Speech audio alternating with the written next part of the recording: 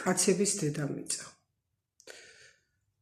შეხედეთ ამ შეშლილ სამყაროს, შეხედეთ რა ხდება ჩვენს ირგვლივ, ან თუნდაც ჩვენს ქვეყანაში.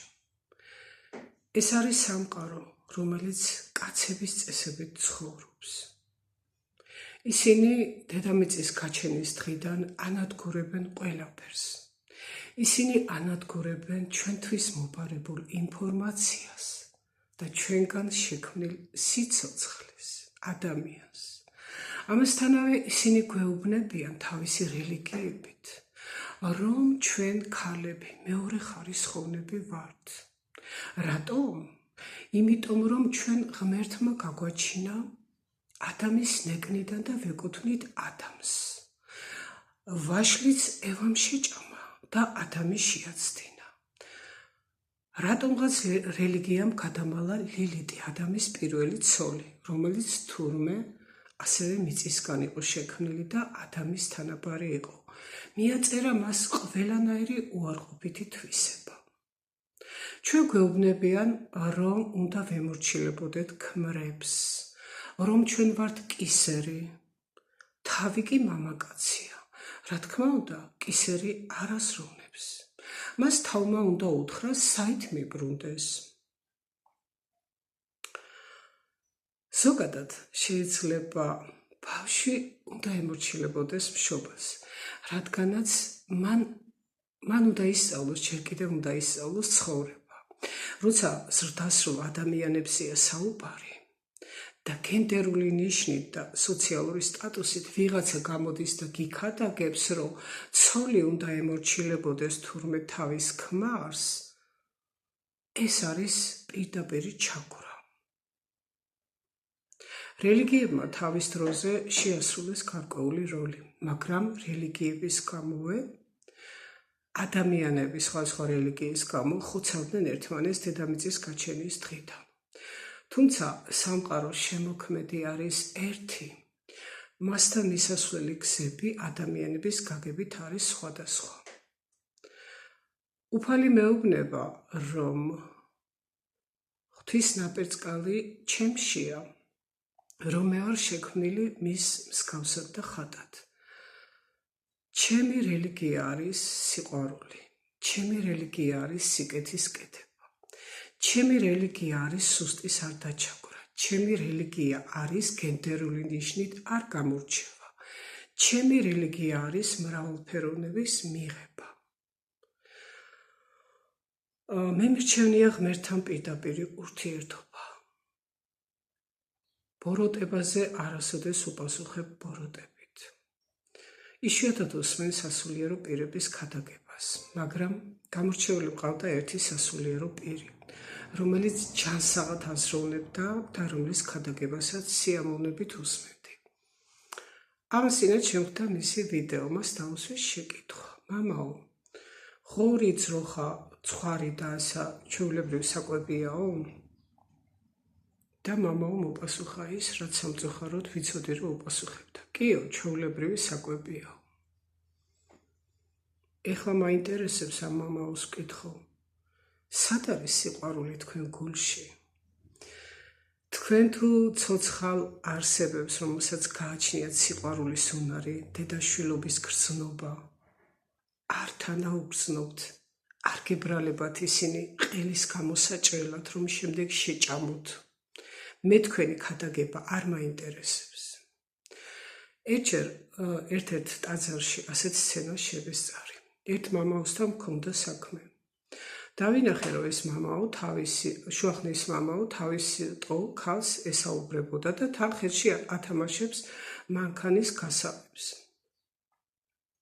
უცრად ეს ქალი უყურებს ამ მამაოს, ქვემოდან დაბალი იყო ეს ქალი, ანუ მოწიწებით კი არა, ქართული სიტყვა რო შეფრფინვით უყურებს და უცრად ამ მამაოს დაუვარდა ეს გასაღები. არაფრით არა იყო ეს გასაღები, ჩამოვარდა პაუზა. გასაღები აგდია ძირს ქალსა და მამაოს შორის. მამაო დაჩერებია ზემოდან ასე პატივმოყვარულად ქალს. ბოლოს რახან მამაომ არ აიღო თავისი საკუთარი მანქანის გასაღები, აიღო ქალმა და მიაწოდა. დიდი მოწიწებით. ეხლა თქვენ მეტყვით, რომ რატომ მოგყავთ ასეთი მაგალითებიო? ესეთი უმცირესობა უხვარიან, ნორმალური სასულიერო პირები კი არიან, მაგრამ პირიქით მგონია, რომ ისინი უმცირესობაში არიან. მამოების უმრავლესობა ეტრფის კარგ ცხოვრებას, ფულს ჩვენ კიდე გვიქადაგებს, რომ ეს ცხოვრება არის ამაოება. მე ძალიან დიდ პატივს ვცემ ნამდვილად მორწმუნე მამაოებს, მორწმუნე ადამიანებს, რომლებსაც არ აქვთ ფანატიზმი. ასევე ვცემ პატივს ათეისტებს, რომლებსაც თავისებურად ესმით სამყარო და სამყაროს შემოქმედის არსებობასაც თავისებურად ხსნიან. და რატომ მოგიყევით ეს ყველაფერი? იმიტომ რომ თქვენთვის მეთქო. ხო არ დადგა პიროვნული თავისუფლების დრო. ხო არ მოჭამა რელიგიამ თავისი დრო და ჟამი. შეხედეთ რა ხდება სამყაროში. რელიგიური ნიშნით როგორ ხოცავენ ადამიანები ერთმანეთს. კაცებო, თქვენ პასუხს აგებთ იმისთვის, რას დედამიწას დამართეთ. თქვენ პასუხს აგებთ იმისთვის, რას დედამიწის გაჩენის დღიდან და ადამიანის არსებობის დღიდან ქალებს დამართეთ. რაღაც ქართულ სივრცეში არ მომისმენია სასულიერო პირების განცხადებები ქალების ფემიციდთან დაკავშირებით. მაგრამ ბევრჯერ მომისმენია განცხადება, რომ ქალი ქმარს უნდა ემორჩილებოდეს. ურთიერთპატივისცემა და გაგება კი არ უნდა იყოსო. უნდა ემორჩილებოდეს. არა იმ რუშოც ჩვენთვის არის მოგონილი. არა კაცკლა თქვენთვის არ არის მოგონილი. არც არა იმ რუშო არ არის თქვენთვის მოგონილი. რატო ჩავწერე ეს გაბრაზებული სტატუსი? ალბათ ყველაფერი რაც ვთქვი უნდა მეთქო. სასულიერო პირები და ბიბლია გვეუბნება, რომ ადამიანი ამ ქვეყანაზე მოდის ერთჯერ და შემდეგ მოხდება ან სამოთხეში, ან ჯოჯოხეთში. კი, კონკრეტული ადამიანი ნამდვილად მოდის ერთხელ, მაგრამ თუ ადამიანი ბევრჯერ არ მოდის ამ ქვეყანაზე, ანუ თუ რეინკარნაცია არ არსებობს, ადამიანი ვერანაირად სულიერად ვერ გავითარდება მისი თუნდაც 100-წლიანი ცხოვრების მანძილზე.